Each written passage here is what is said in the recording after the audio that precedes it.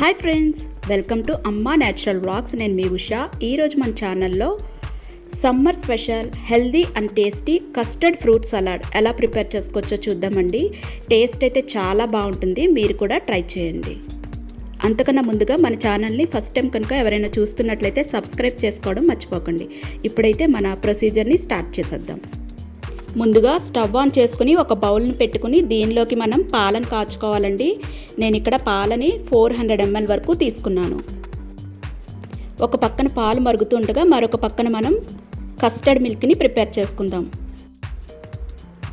ఒక బౌల్ని తీసుకుని బౌల్లోకి మనం 2 టేబుల్ స్పూన్స్ వరకు కస్టర్డ్ పౌడర్ని తీసుకోవాలండి. ఈ కస్టర్డ్ పౌడర్లోకి 100 ml వరకు పాలను వేసుకుని దీన్ని బాగా కలుపుకుందాం. ఉండలు లేకుండా మనకి ఈ మిల్క్ అనేది బాగా కలుపుకోవాలండి. తర్వాత నేను ఇక్కడ ఈ కస్టర్డ్ పౌడర్ ఏదైతే ఉందో దీన్ని ఇంట్లోనే ప్రిపేర్ చేశాను.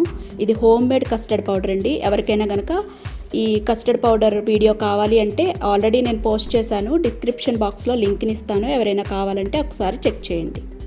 తర్వాత ఈ కస్టర్డ్ మిల్క్ ఇలా వస్తే సరిపోతుందండి. దీన్ని పక్కన పెట్టుకోండి. తర్వాత మనకి ఈ పక్కన పాలు మరిగిపోయినాయి. పాలు ఇలా బాగా మరిగిన తర్వాత మీగడ లేకుండా ఒకసారి దీన్ని బాగా కలపండి. తర్వాత దీనిలోకి మనం షుగర్ని వేసుకోవాలి. నేను ఇక్కడ 1/2 కప్పు వరకు షుగర్ని తీసుకున్నాను, అంటే దాదాపు 4 to 5 టేబుల్ స్పూన్స్ వరకు తీసుకున్నాను. ఒకవేళ మీకు స్వీట్నెస్ కానీ ఇంకా తక్కువ కావాలి అంటే కనుక మీరు ఒక 3 టేబుల్ స్పూన్స్ వరకు తీసుకుంటే సరిపోతుందండి. స్వీట్నెస్ అనేది మీ టేస్ట్కి తగినట్టుగా తీసుకోండి. తర్వాత మనకి ఈ పంచదార అనేది పూర్తిగా కరిగిపోవాలండి. ఇలా కరిగితే సరిపోతుంది. తర్వాత దీనిలోకి మనం రెడీ చేసుకున్న కస్టర్డ్ మిల్క్ని ఇందులో వేసుకుందాం. కస్టర్డ్ మిల్క్ని ఒకసారి బాగా కలుపుకొని ఇందులో వేయండి. ఈ కస్టర్డ్ మిల్క్ని ఇందులో వేసిన తర్వాత మనం సిమ్లో పెట్టుకుని కనీసం ఒక 5 నిమిషాల సేపు కలుపుతూనే ఉండాలి. 5 నిమిషాల తర్వాత మనకి ఇది కొద్దిగా చిక్కపడుతుందండి. అలా చిక్కబడింది అంటే మన కస్టర్డ్ మిల్క్ రెడీ అయిపోయినట్లే.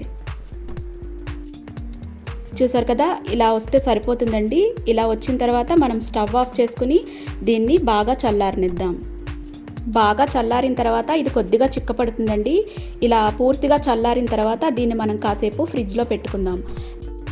ఫ్రిడ్జ్లో కనీసం ఒక 2 నుంచి 3 గంటల సేపు పెట్టుకుంటే సరిపోతుందండి. ఫ్రిడ్జ్లోంచి బయటికి తీసిన తర్వాత మనకి కస్టర్డ్ మిల్క్ ఇలా కొద్దిగా చిక్కపడుతుందండి. ఇలా వస్తే సరిపోతుంది. ఇప్పుడు మనం ఒక బౌల్ని తీసుకుని బౌల్లోకి మనం రెడీ చేసుకున్న ఈ కస్టర్డ్ మిల్క్ని ఇందులోకి తీసుకుందాం. తర్వాత దీనిలోకి మనం ఫ్రూట్స్ని యాడ్ చేసుకోవాలండి. ఫ్రూట్స్ మీకు నచ్చినవి ఏవైనా తీసుకోవచ్చు. మీకు అవైలబుల్గా ఉన్నవి మీకు నచ్చిన ఫ్రూట్స్ని ఇందులో వేసుకోవచ్చు. నేను ఇక్కడ దానిమ్మ, గ్రేప్స్, బనానా అలాగే యాపిల్ని తీసుకున్నాను. మీకు నచ్చిన ఫ్రూట్స్ అలాగే మీకు అవైలబుల్గా ఉన్న ఫ్రూట్స్ ఏవైనా వేసుకోవచ్చండి. ఇలా అన్ని ఫ్రూట్స్ని వేసుకున్న తర్వాత మనం దీన్ని ఒకసారి బాగా కలుపుకుందాం.